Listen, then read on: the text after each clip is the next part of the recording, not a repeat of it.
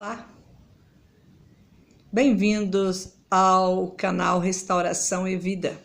Eu sou a pastora Carmen Soares e quero compartilhar com você a palavra de Deus.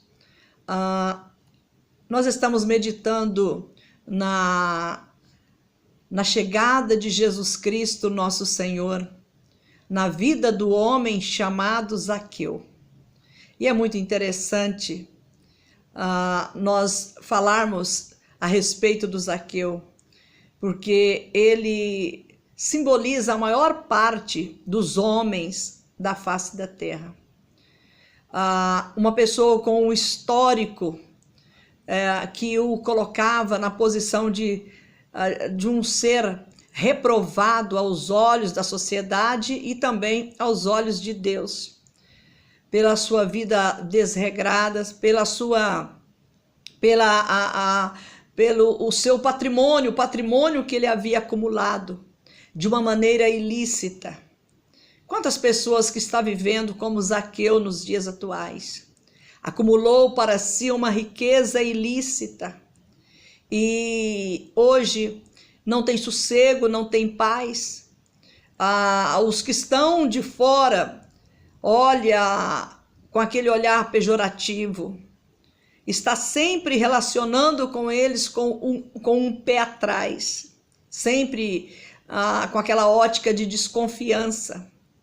E a história que está em Lucas, no capítulo 19, é muito bonita, porque o Senhor Jesus, no mesmo livro de Lucas, no capítulo 4, ele realizando aquilo que Deus havia determinado para que fosse feito por intermédio dele, e para que a sua missão fosse o sucesso que foi, sem nenhuma chance de errar, sem nenhuma chance de alguma coisa sair fora do controle de Deus, fora da determinação de Deus. Era necessário que ele estivesse também vivendo de conformidade com aquilo que Deus já havia predeterminado para a sua vida.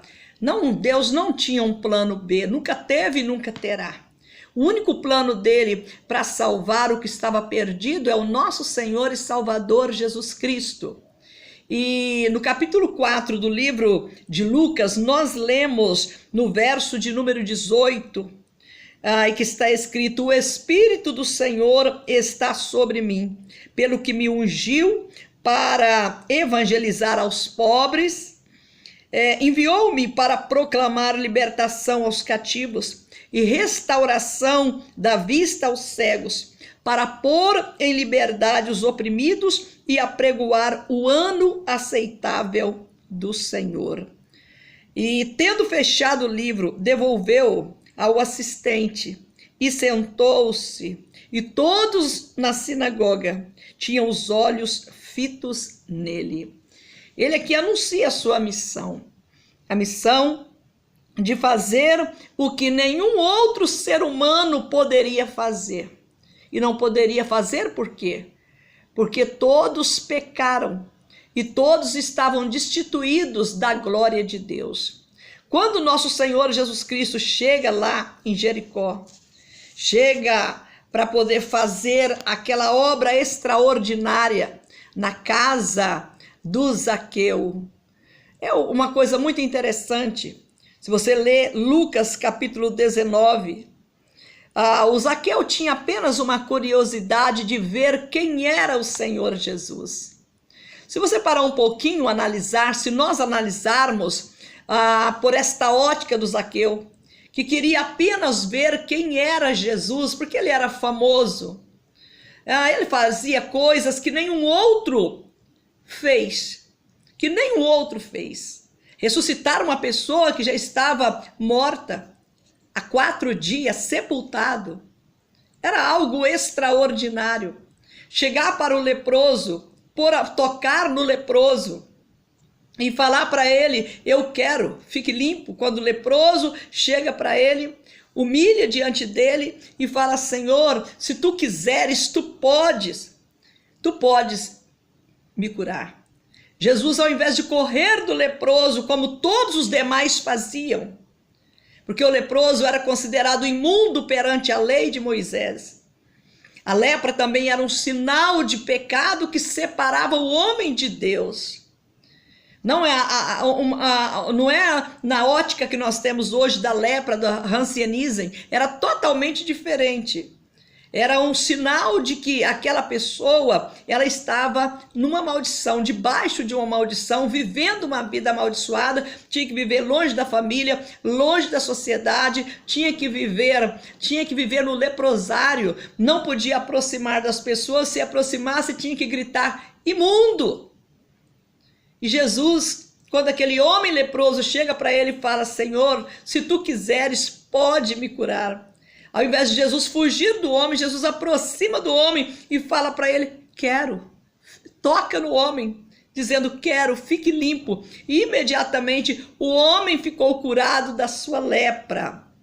Esse registro está no capítulo 5 também, do mesmo livro de Lucas, que é um livro cheio de demonstração do poder do Senhor Jesus para mudar situações, para salvar vidas. E é isso que eu quero que você compreenda, que há salvação para todos no nosso Senhor Jesus Cristo.